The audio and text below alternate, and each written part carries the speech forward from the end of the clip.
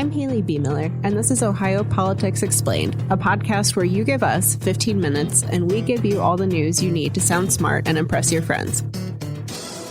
Welcome back to Ohio Politics Explained. Today, we'll discuss why lawmakers want to regulate hemp, Sherrod Brown's next steps, the latest drama with Ohio's teacher pension system, and how a Trump executive order could shape our elections. Joining me today is Laura Bischoff. Hello, Haley. Before we get going, my semi-regular request. If you enjoy OAP, please consider leaving us a review or rating on Apple Podcasts or send an episode to your fellow political nerd. All right, let's dig in. First up is a bill that would crack down on hemp in Ohio. Senate Bill 86 would require intoxicating hemp products to be sold in marijuana dispensaries and cap the amount of THC in drinks. Backers say there's a big loophole in federal law that's allowing bad actors to make a lot of money, including off of children and teenagers. But breweries and CBD stores think Senate Bill 86 goes way too far. What are some of their concerns? Well, I think that a lot of it has to do with this Delta 9 and Delta 8 and where it belongs and where it doesn't belong. And I know that a lot of the breweries have kind of moved into this space and now they're being told they can't. Yeah, a lot of breweries are experimenting with this because people aren't drinking as much anymore. The craft beer industry's become really saturated. I talked to an owner of Urban Artifact in Cincinnati who said this has been a really big business boon for them, and they sell their own drinks and they also can beverages for other companies. But are they trying to move these products from gas stations and elsewhere, like for the Delta 8 and Delta 9 and the hemp infused beverages? Are they trying to move them to marijuana dispensaries? Yeah, so the bill, and this is the piece of it that a lot of these CBD stores are really worried about, it moves, quote, intoxicating hemp products into dispensaries. And this, I can't remember the exact numbers, but this is defined as any hemp products that have certain levels of Delta 9 THC or other forms of THC. And these limits are pretty low compared to a lot of the products that are on the market. So a lot of the CBD stores are looking at this and saying, you're going to take most of our inventory, put it into marijuana dispensaries, and we're not going to be able to sell anything. There won't be anything left. I do think this is sort of part of the whole, Ohio working through all the kinks of having legal marijuana and where we go from here. Right. And it's worth noting the marijuana dispensaries are, at least a lot of them are on board with Senate Bill 86. They think that these CBD stores and gas stations and things like that aren't selling hemp products responsibly. In some cases, they say stores are essentially selling weed and disguising it as something that's legal under the Farm Bill. So they're all for it. But again, these CBD stores say it's going to wipe out their businesses. And one of the owners that I talked to was basically does the marijuana industry not have enough of the market as it is? They just want to have a monopoly on everything is kind of the mood. Our next topic is Sherrod Brown, who's doing a pretty good job staying in the news for someone who's not a senator anymore. Brown announced this week that he's launching a nonprofit called the Dignity of Work Institute. The goal is to conduct research on worker concerns and policies that affect them. This is basically what he focused on in Congress. Yeah, this is a nonprofit think tank aligned almost entirely with, Sherrod's key topic, which is workers. And at the same time, he's mum on his future plans. A lot of the Democrats are waiting to figure out if he's going to run for governor or take on John Husted in 2 years. And, I think it's a good place for him to be in a holding position until he works out what he's going to do. Yeah. And, he said that this doesn't have anything to do with his political ambitions, but it certainly keeps him in the conversation, keeps him in news headlines. I know since he introduced this nonprofit that, he talked to Ohio media. He's been on MSNBC. So he is definitely not going anywhere, not having the same quiet retirement that Rob Portman had.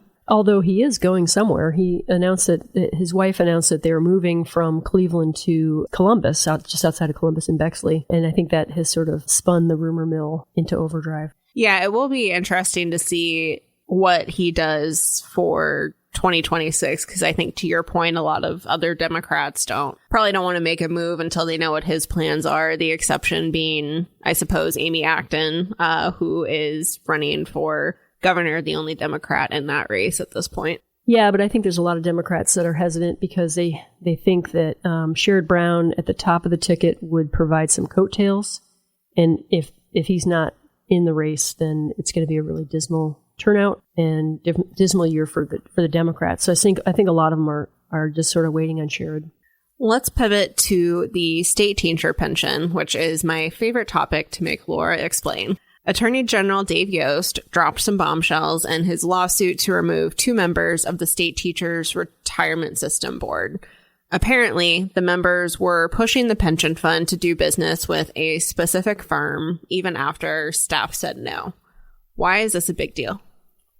Okay, so Dave Yost represents the pension system, but he's been tangling with the STRS, the State Teachers Retirement System Board, in recent years. He filed this action more than a year ago to remove 2 of the board members, Wade Steen and the chair, Rudy Fichtenbaum. And Steen has already left the board. His term ended. But the lawsuit alleges that they improperly coordinated and that they worked on behalf of QED, which is this relatively new company that has been trying to get business with STRS. And the allegation is that Steen and Fichtenbaum were undermining the system and violating their fiduciary duty. They have a duty to do what's in the best interest of the systems.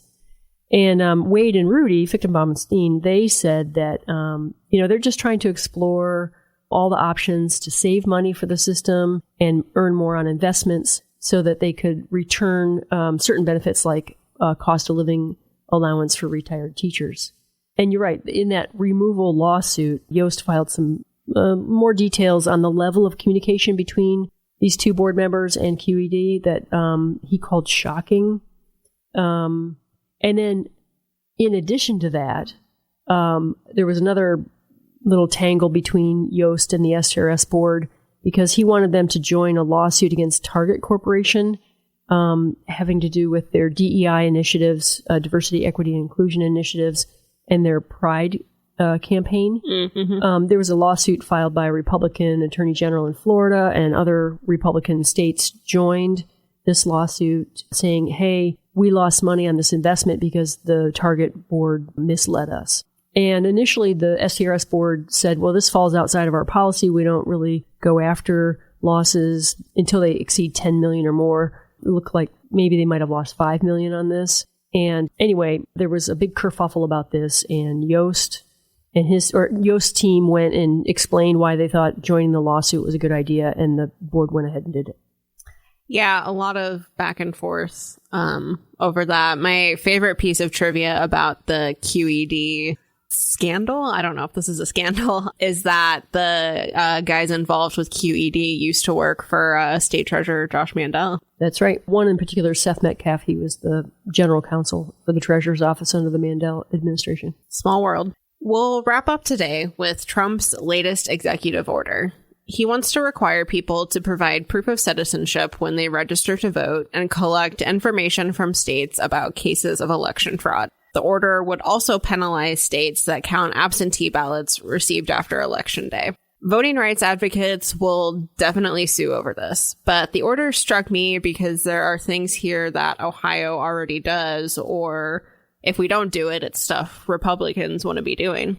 Yeah, one thing that I thought was really interesting is the Trump executive order would prevent counting absentee ballots that arrive after Election Day. And that, Ohio allows, I think, a 4-day grace period, and it has to be postmarked the Monday before the election. And this could really disenfranchise procrastinators. It would force people to drive their ballot last minute to the sole drop box in the county, or carve out time on Tuesday on Election Day to go vote in person, which, based on their, whatever's going on with that voter's life, work, travel, duties, whatever, might not be feasible. So I think that could be the biggest impact in Ohio. Yeah, I think so. And, post office is famous for delays. So even people who do mail their ballots in on time, especially if the deadline is election day, there's no guarantee that their vote would arrive to be counted. Another piece of this is the proof of citizenship. And Ohio has already kind of been doing this. Secretary of State Frank LaRose last year said that anyone in Ohio who has a non-citizen designation on their driver's license has to bring proof of citizenship to vote. He and Republicans want to codify this. So I think even if Trump's executive order gets blocked or that piece of it doesn't end up happening, we could very well be seeing a similar policy in Ohio anyway. The order also says that states that fail to enforce this rule could lose federal election funding, which, that's a big stick that the federal government has over the states. Yeah, for sure. And one more thing before you go. Senate Bill 1, the higher ed bill, is heading to Governor Mike DeWine's desk. The Senate voted this week to agree to changes made by the House, and DeWine is expected to sign it.